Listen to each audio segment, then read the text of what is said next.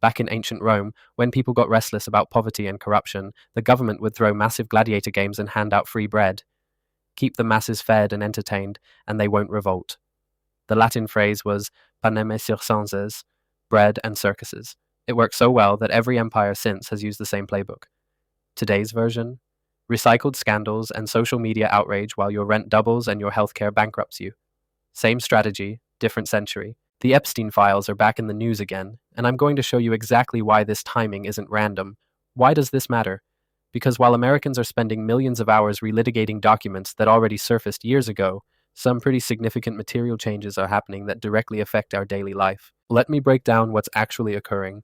The Epstein files have resurfaced at a time when rent has increased 30% since 2020, medical bankruptcies continue at high rates, and infrastructure is receiving failing grades nationwide. These files represent what you might call perfect busy work for public consciousness.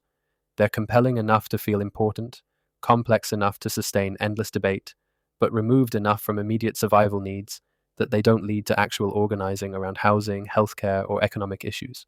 Now, how does this affect different groups of people? For poor and working class Americans, it means attention gets diverted from organizing around rent control, healthcare access, and wage theft, while consuming content that doesn't improve daily conditions. For middle class folks, this is particularly insidious because these files are perfect outrage bait. You've got people with actual resources, time, money, social connections, getting completely absorbed in relitigating evidence from years ago, instead of using that energy to help the rapidly expanding base of people who desperately need assistance right now.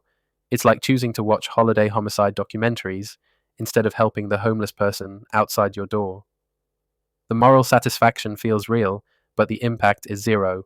For wealthy individuals, corporations, and elites, this benefits them because public attention focuses on historical crimes rather than current wealth extraction and policy influence. Looking at likely outcomes as of July 2025, there's about a 75% probability we'll see weeks of intense debate followed by gradual fade as the next distraction emerges, with zero policy changes for working Americans.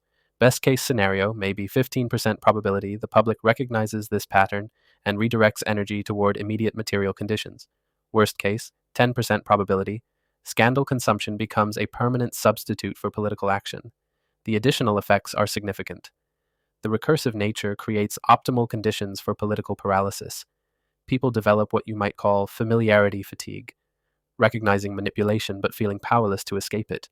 This manufactured urgency around historical scandal diverts organizing energy from immediate survival needs like housing cooperatives, mutual aid networks, and healthcare advocacy. Let me share the good parts and hidden risks from a practical standpoint.